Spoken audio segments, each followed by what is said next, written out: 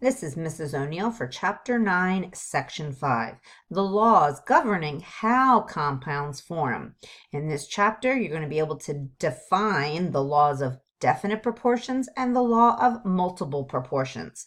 And these are the two laws that you learned in your vocabulary. So pause the video, fill in those blanks, read as you write, and then play to hear my words. So what does the law of definite proportions really mean? It means that those elements in a compound, by their masses, are always going to be in the same proportions. I also like to think of the ratios being the same as well, right? So if the masses are in the same proportion, so are the subscripts going to be in the same proportion. So in other words, if I want to have a glass of water, my formula for water is always going to be H2O. If I change that formula, or if I change the proportions of how many hydrogens to oxygens, or if I change the masses of those elements from hydrogen to oxygen, then I have something totally different.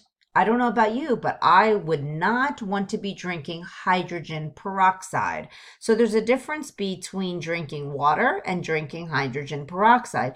Even though all I'm doing is adding an extra oxygen to water, it means the world. Just like we talked about in the very beginning of this chapter, and we read that sodium chloride article, and I know that was a long time ago. But what did we talk about? We talked about different antibiotics having the same elements, but different proportions of those elements mean life or death to somebody. How about carbon dioxide, something okay to breathe in, versus carbon monoxide? Again, that is very, very toxic. So let's look at these two.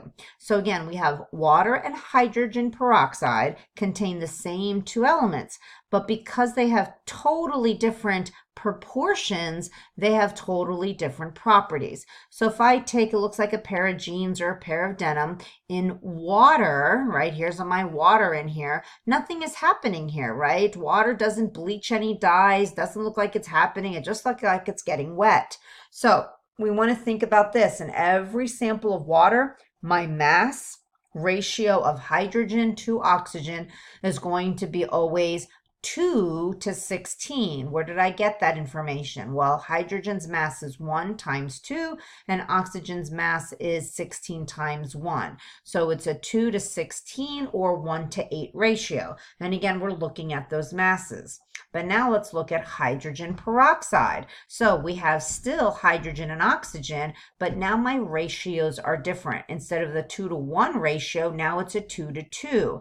So if we look here, mass-wise, 2 for hydrogen and 32 for oxygen. Or again, we can divide that out and reduce it.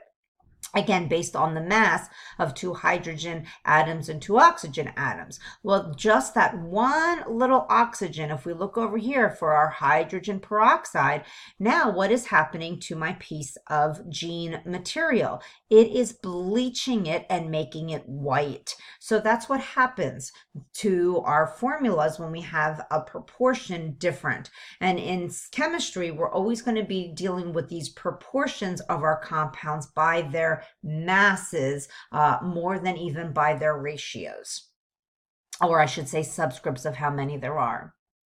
So again, pause, fill in those blanks. So the law of multiple proportions really tells us that compounds, or I should say elements, compounds are formed by those elements in whole numbers. And this should make sense anyways, right? A half of an atom doesn't exist. So again, water is always H2O. It will never be HO a half. That doesn't make any sense. There's no such thing as having a half of an atom of oxygen.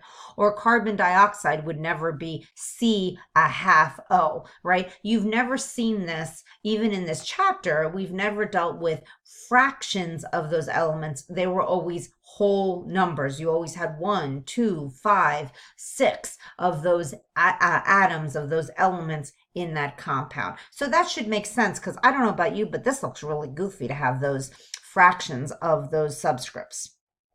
All right, I think that's it. I think there's a couple of questions here for your quiz that kind of encompass the whole chapter.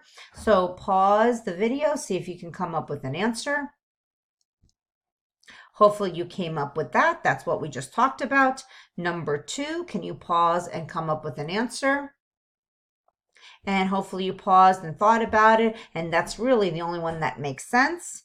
And how about number 3? Hopefully an 8 or an 8 reminds you of polyatomic ions, but remember most of those polyatomic ions are anions. They're the negative, not the positive. All right, guys, we'll see you in class.